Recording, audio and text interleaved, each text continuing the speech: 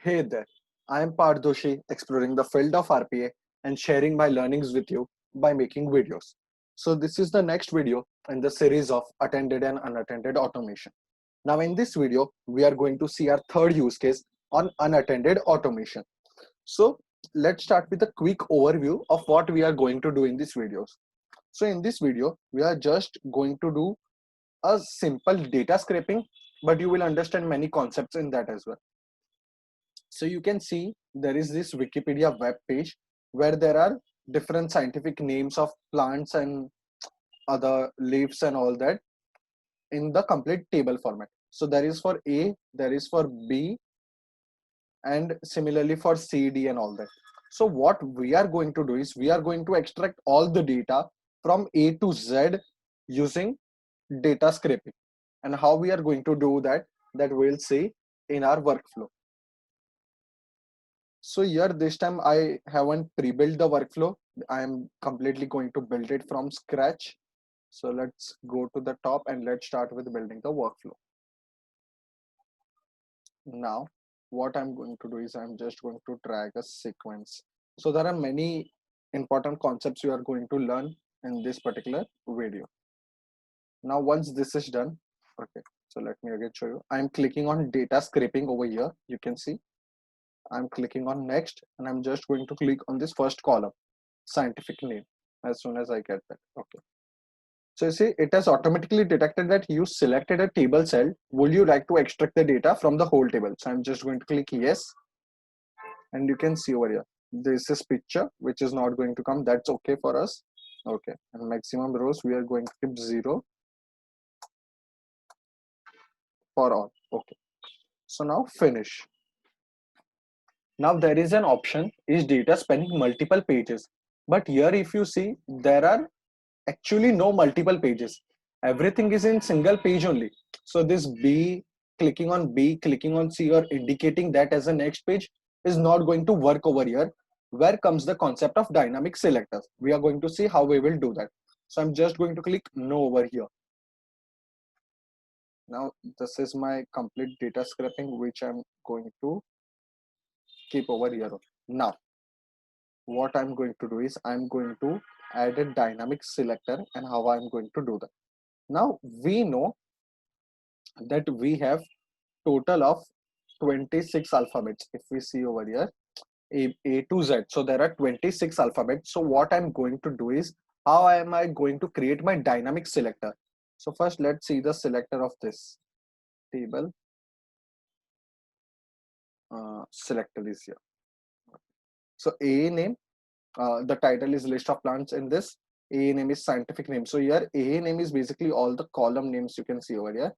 And there is one, you can see, unique ID or index we have, that is over here, this.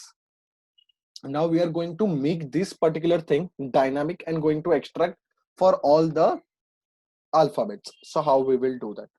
What I'm doing is I'm going to create a while loop now. While over here. So I'm going to create one variable in the condition count, and I'm going to keep it less than 27 because I want it to run 26 times to extract the data for me. Okay, 1 second. Yeah.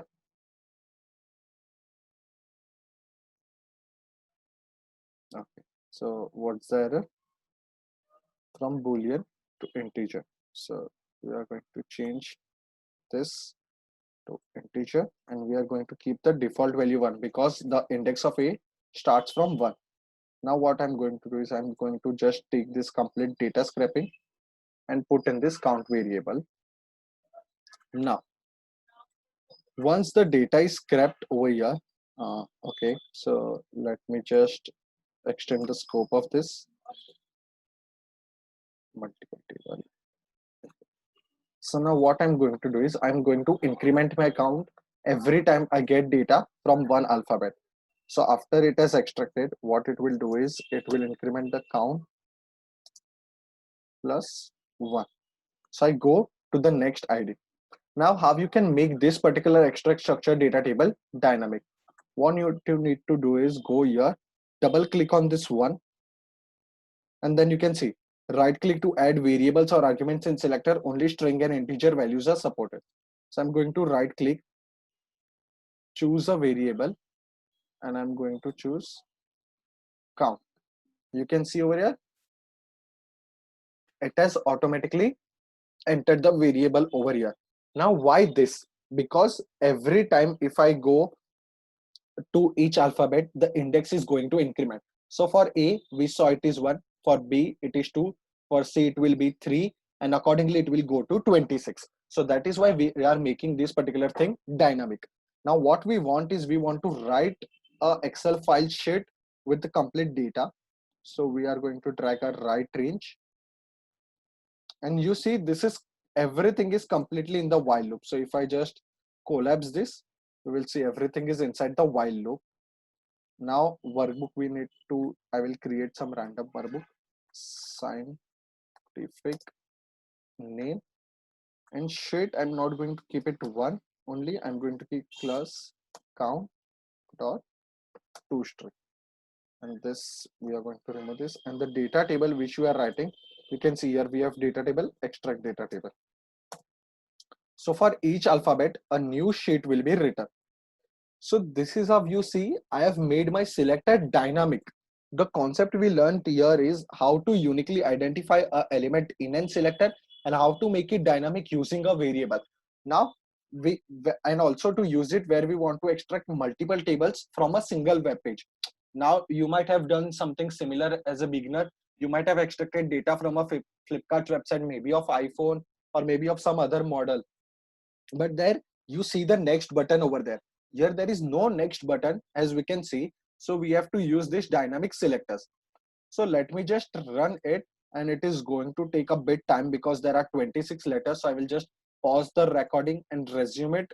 Like I will keep it for some time and I will again resume it when we have all the output in our Excel file. So let me just run it, and the slow step is on, so we'll see it is running for 26 times or not.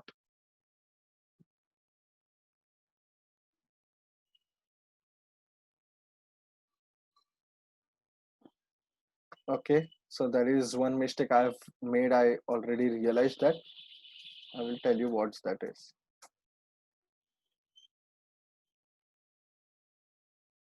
So here I have not specified Excel SX, and this is scientific name. Save, run it again.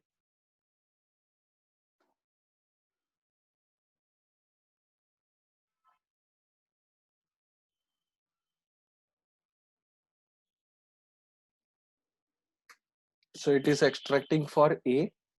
Now it wrote in the file. Now it will go for B. You can see the count variable is changing over here. It went to 2. It did for B. Similarly, it will do for C. So I'm just pausing the recording and I will resume it when we have the complete data.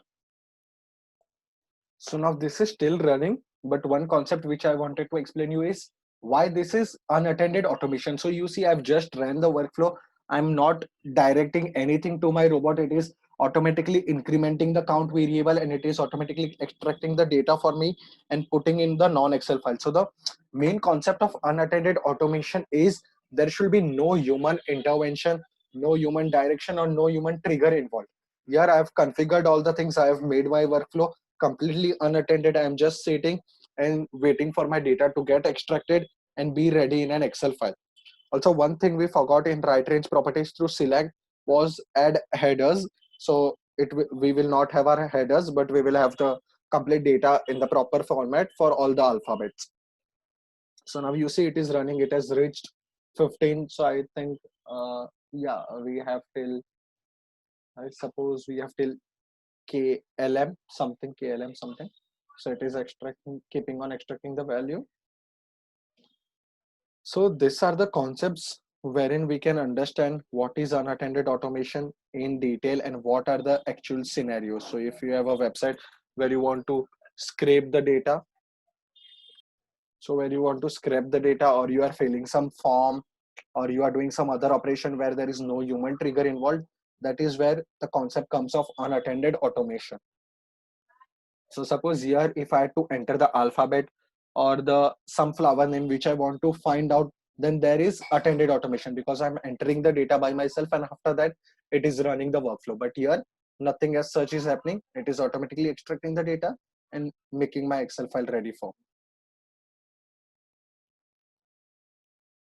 So we are almost done, 23. So we have only 3 alphabets left, X, Y, Z. And you see the process now. If a human sets to do this, how much time it will be taking. So this is the capability of, you can say, RPA technology, which many companies should start adopting. And the work is getting done very much faster with having a proper structured data in the format I want. So I think it is completed.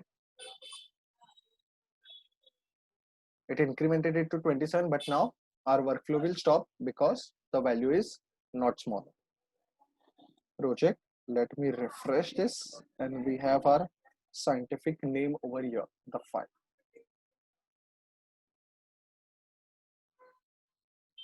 So I've opened the file. Let's wait for it to open.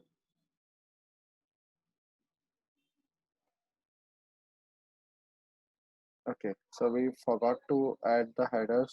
Let me just close this. You see the name, the scientific name, the description, and obviously we don't have the picture which is. So you see here I have for all the alphabets directly, you see P, Q, there is only one data, 25, X, Y, and there is Z. So we have all the data now. If you want to see if there is only one data in Z, we can cross verify over here. You see there is only one data over here. So this is how we were completely able to extract all the data, and let's see the time it took for us, 4 minutes and 1 second. So in 4 minutes and 1 second, I think we have hundreds of name extracted with us. So I hope you understood. So let's do a quick recap first before ending the video. So in this video, we saw how to scrape a website and extract the data. The second thing we saw, how to configure dynamic selectors and how to run a loop even if we are extracting the data on a website, how to identify the unique elements and how to get our data in an Excel file in proper format. I hope this video helped you get a better understanding of what is unattended automation and you learned some another new type of use case. Also, please do subscribe to my channel if you haven't done that yet, and share the videos to your friends, to your colleagues who want to learn about unattended automation, or even different use cases of UiPath. Also, don't forget to press the bell icon to stay updated to all the new videos I upload. Thank you.